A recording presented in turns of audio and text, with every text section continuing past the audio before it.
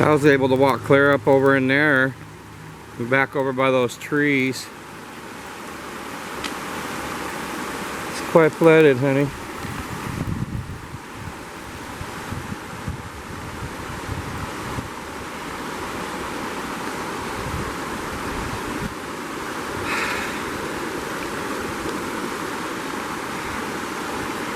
I can't get a shot of my area. There's those trees that are all falling over into a teepee, but I can't get to my spot. There's too much down over here. I can't do no comparison.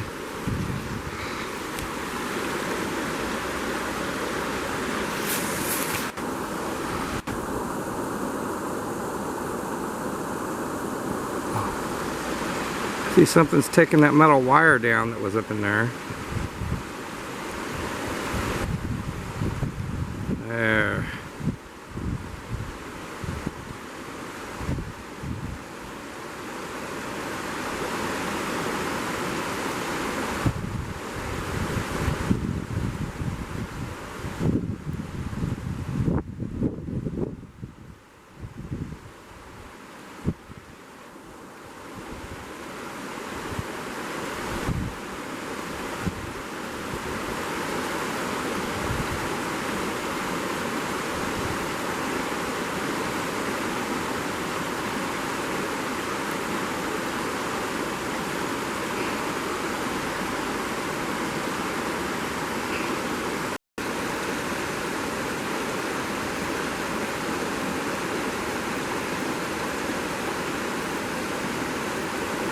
I have not been able to look back there with such good view, but there's too much stuff down in my way now. I can't get a shot back there where I want to look.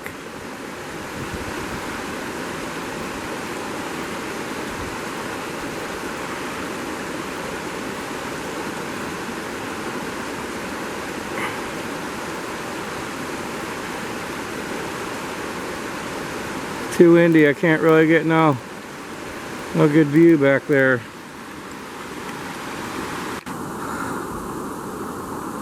Looks like a lot of the places I want to access, we're gonna really have to wait till spring. Yeah. Yeah, if I'm sinking in the dirt, the ground is super soft. Oh, I know not to walk over there. I'll disappear underwater. And the one I had watching me down here. Yeah, that bank's washed out. I wouldn't even be able to get a shot. Something's on my lens.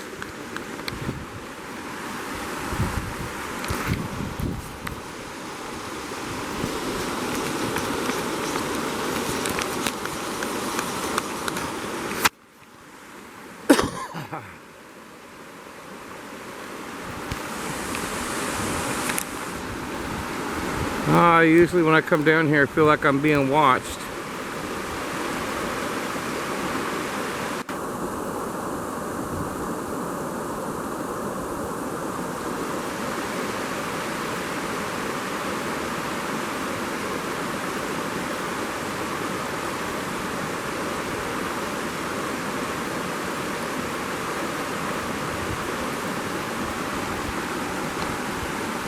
There's all these little hut-like things back in here.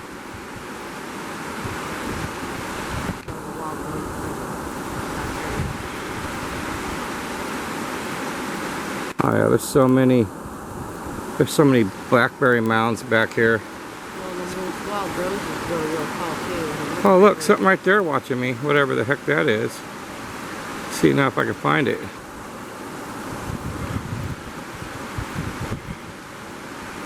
See, it's right below that mark. Hard to see.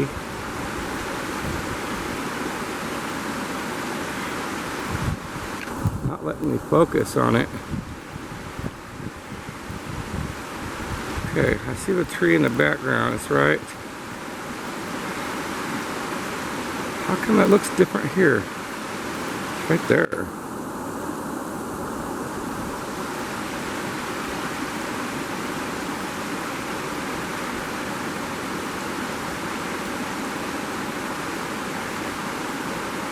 There's something there, I just don't know what it is.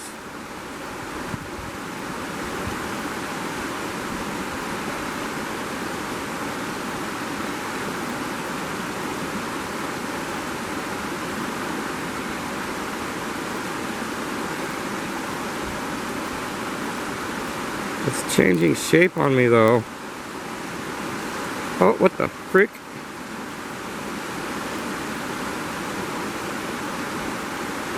There was definitely something there. It just like vanished in thin air, Dixie.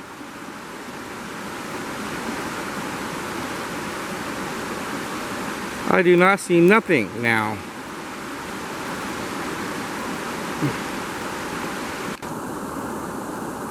That was freaky creepy.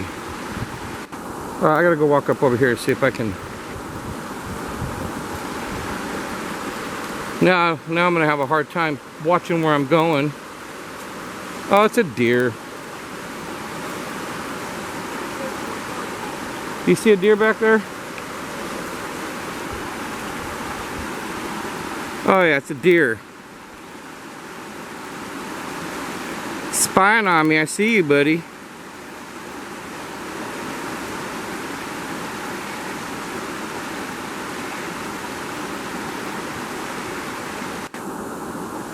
Look at that little guy. I see ya. See you spying on me.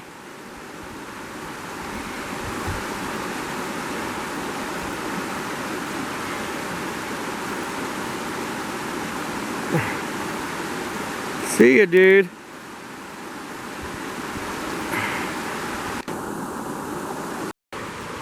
That was sort of creepy. I'm sitting there zooming in the backfield, back in the background, back where I've seen movement before, and all of a sudden it looked like a log was moving in front of my eyes. And then I saw it clearly move. Those deer are pretty sneaky.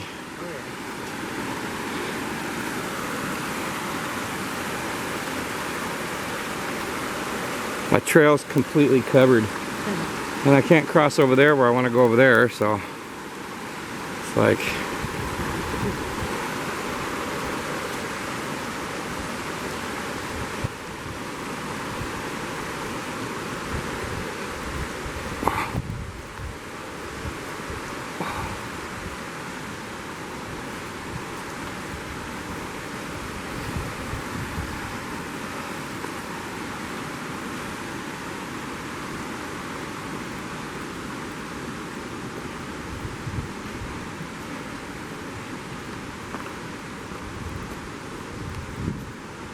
jogger ran off and left those kids over here. That jogger ran off and left them kids.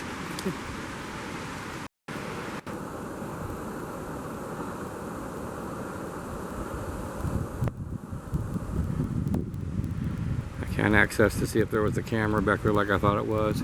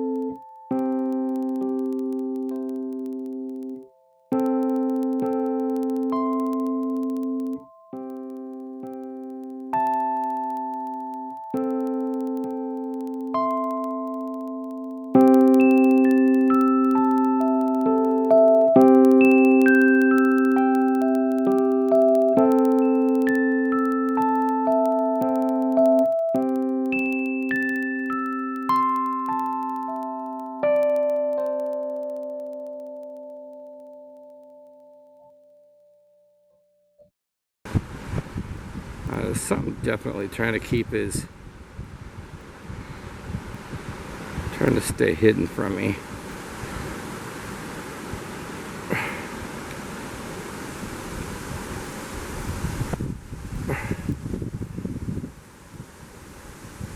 I knew something was back there watching me. I don't know what it was.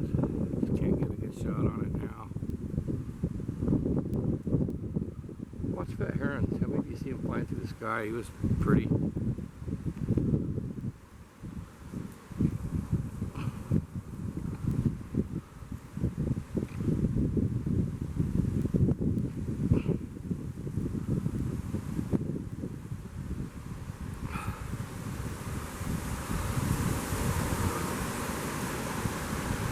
You hear that? What was that?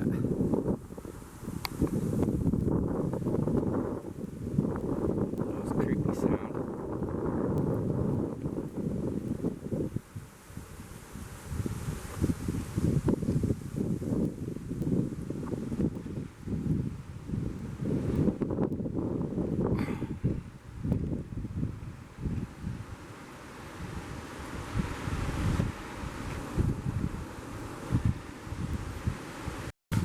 It's almost turned into anymore, not even Bigfoot, but how many things can we see in the wild? That deer sort of freaked me out there. I didn't see him when I started zooming back there, but I saw something with the corner of my eye and then looked over the camera and saw that. So yeah, at least since I've started doing this, you guys, I've got to see a lot of wildlife. So anyway, wind's blowing. See you later. Look, you guys. Sure, there's what appears to be a massive plant here, but that's not Bigfoot. Neither is that big A-frame or teepee right there either. That's a break from a tree, and what happens is often the tops will fall down. So don't let those guys that are telling you that every A-frame and stuff that they see in a pile of brush like this is Bigfoot doing that, because it's not true. Unless you've been out in nature enough to know these things, you're just gonna start calling everything Bigfoot. So I'm not saying that there aren't spirits with the sentient beings, you know. I often wonder if the trees can't come alive. After seeing two humans morph into a dog and then a cat with my niece in 2010, I've often wondered if that ain't the key to what the Bigfoot are, you know. A lot of people have heard of the skinwalkers and the shapeshifters, so let's just say a Bigfoot just can't shapeshift into a tree. We can't. We literally can't. If that's not, don't see them. right, you know, become invisible. We can't. We don't have the proof. And we can't, and the skeptics can't prove it either. They can't. So it's like, anyway, when you see two people morph into a dog and then a cat, like I did in 2010 with Kenya, it's just changes your whole perspective on everything. Like, I don't trust humans no more. I don't trust animals anymore. I don't trust the world in which I live. For all we know, everything's an illusion. One of the things I like doing, since I live in a Bigfoot hot zone, and the reason I call it a hot zone is because there are a number of sightings. I only go out there to the Brooks Park area because of those tracks found in 2000, and then of course it's only a mile from the lake. There's a levee there that they open up and build a lake with. So knowing that all this is just at the foothills of the Blue Mountains, I have to research it, you guys. I don't think they're in every bush and under every shadow. I've heard people say that in reference to me. They're wrong. They just don't know enough about my channel, the research I do, and the investigations that I do to like I said, you know, when you see two people morph into a dog and then into a cat, and you have a witness with you, and you're both still in shock over it, then you tend to see things different. And I know for a fact that I saw that. So that's one of the things why I believe they're interdimensional and that they're magical, because I've seen this kind of magic with my own eyes. That's just one of the experiences I've had. I've seen a lot of UFOs out by Dixie, and I've seen some really crazy, bizarre stuff. Like in 2010. That same year I saw the creatures morph, or the humans morph to a dog and then a cat. I was with Dixie and Little Nate, and my mom calls and says, you know, there's what looks like a city, UFO city, flying toward your house. And so we go outside, and Dixie's my witness. I'll pull over for a second. Dixie's my witness. The thing flies over. It's got tongues, like, you know, from the movie Xanadu.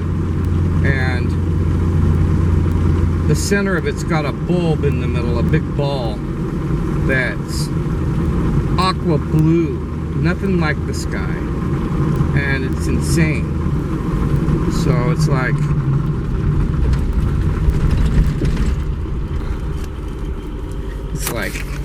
it was the craziest thing I ever saw. It was crazy. It dropped like 2 inches of rain in like less than 5 minutes. And anyway, so we've seen lots of UFOs. I'm gonna stop here. There's Clicker Mountain in the background. All right, here's that ravine. It's in the Blue Mountains here. Just so you guys can see. There's Clicker Mountain right back there. There's Clicker Mountain. So that's where Uncle Dan and I saw the Bigfoot in 2015. Anyway, so here's that ravine. And my camera's been zooming really well lately, so I thought I'd come out here and do a little bit more zoom work. That creature that we saw down here that I've been showing, I want to show you why it's important to look at that cross he's holding in his hand. And it may hold some kind of a key or answers to what we're seeing. This ravine scan is in reference to that last ravine scan. Now, the reason it's important is back there in the background is a plot. Do you see that? There's a graveyard up there. Sorry about this lady. Those are some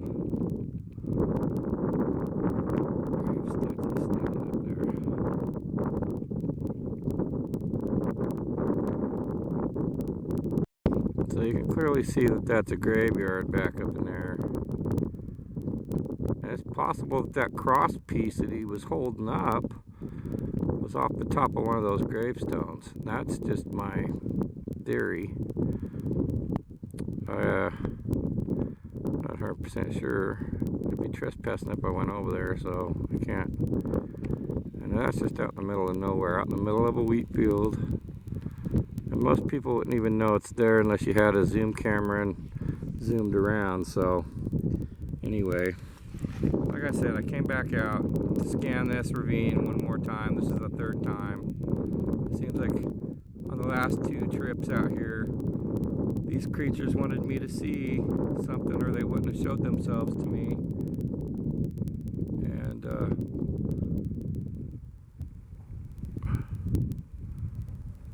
there's some shooting going on in the background. Just wanted to show you how beautiful it is out here, you guys. We're going to be doing a lot of work up in these hills. I could never, ever, ever stop researching out here. It's endless. But my battery's going to die, so I thought I'd come out and do a scan.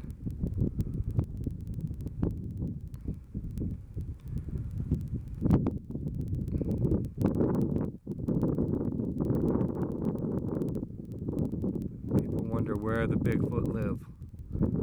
I don't know if I can stress it enough. They live everywhere. And there are so many places that are nowhere to people. A lot of people who live in the city have no clue.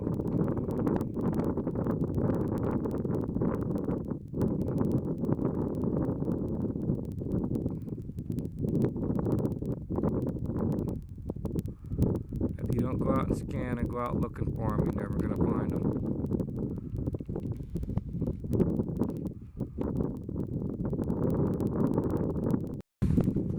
Alright, I'm about 1/8 of a mile further up the road.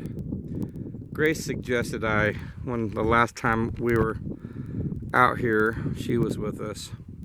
But she said, Papa, they need to know how far away these are from the city. Well, we're a good mile from Mill Creek Road. We're several miles outside of the outskirts of Walla Walla.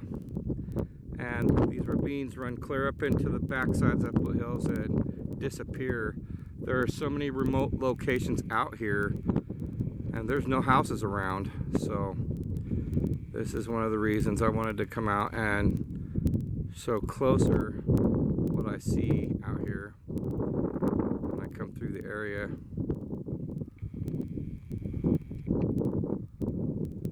There's plenty of locations for them to live and to hide and to go unseen.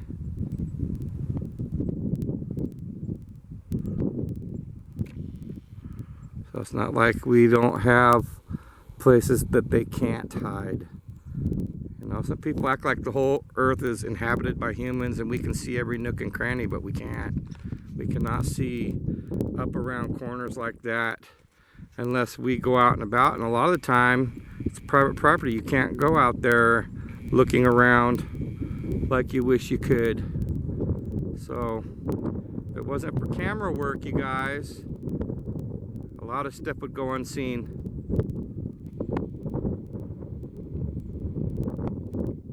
There's some big old cougar prints out here.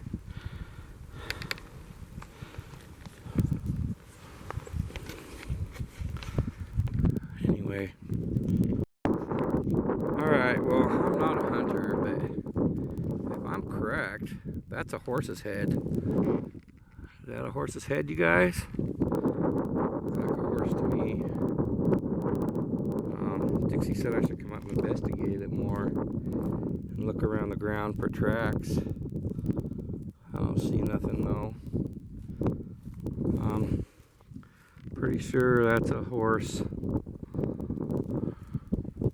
And it looks pretty fresh kill. So, I wonder if anyone out here is missing a horse.